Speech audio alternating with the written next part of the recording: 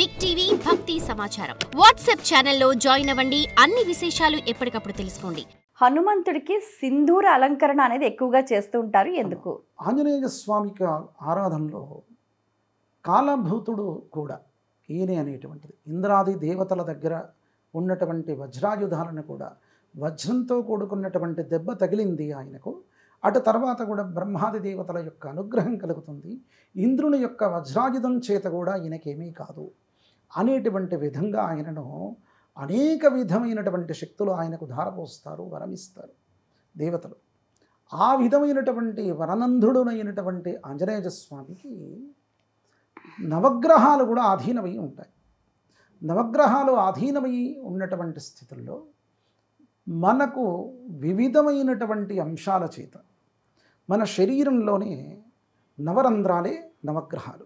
ఆ నవరంధ్రాలు నవగ్రహాలు కదా, దాంట్లో ఇక్కడ పెట్టుకునేటువంటిది ఏదైతే కుజుని యొక్క తత్వం అనేటువంటిది ఇక్కడ రాసి ఉంటుంది. మనకు కుజతత్వానికి రాహుతత్వానికి దృష్టిదోషపూరితమైనటువంటి అంశాలు ఆ యొక్క తత్వంగా ఆ యొక్క గ్రహాలతో ఆధారపడి ఉంటుంది.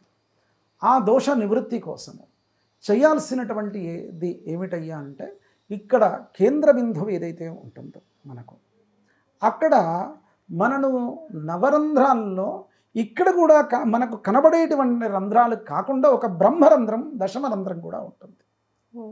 కనుక ఆ యొక్క రంధ్రాన్ని మనను కాపాడేటువంటిది ఆ దశమరంధ్రమే. మిగతా రంధ్రాలకు శక్తిని ఇచ్చేటువంటిది కూడా ఇక్కడి నుండే కేంద్ర బిందువు. అక్కడ ఒక రక్షగా పెట్టుకునేటువంటి స్థితి ఏమిటి? మనం కుంకుమ పెట్టుకుంటాం, రక్ష పెట్టుకుంటాం శరీరానికి మనకు. ఆ విధంగా రక్ష ఏదైతే పెట్టుకుంటామో ఆ రక్షించేటువంటి వారు పంచభూతాత్మకమైనటువంటి వారు ఎవరో కాదు, వీరే. ఎందుకు? మనము ఎవరి రక్షణ కోసం పెట్టుకుంటున్నామో ఈయన ఆ యొక్క దోషపూరితమైనటువంటి వారు, ఏ యొక్క రాక్షసులు, భూతప్రేత పిశాచాలు, దృష్టి దోషాలు ఎవరి పేరు చెబితే చాలో వారు ఊరికే పారిపోతాయో వారికి ఒక కంఠకకారపూరితమైనటువంటి వారు ఈ యొక్క వాయునందనుడైనటువంటి ఆంజనేయ స్వామి.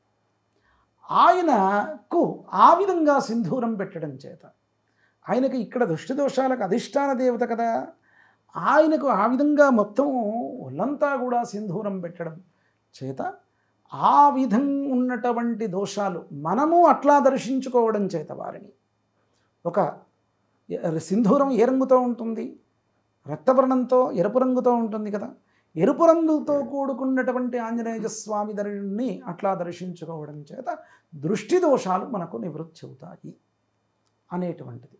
ఇంకొక కూడా ఆరోగ్యపూరితమైనటువంటి అంశాలకు కూడా సింధూరమే పెట్టాలి అని చెప్తారు. ఎందుకు? రక్తాలతో, నరాలతో కూడుకున్నటువంటి అంశం లోపల ఉన్నటువంటి ఈ యొక్క బాహ్య ప్రపంచమే కాకుండా శరీరంలో అంతఃపూరితమైనటువంటి వివిధమైనటువంటి అంశాలకు కూడా అధిష్టాన దేవత ఆయనే.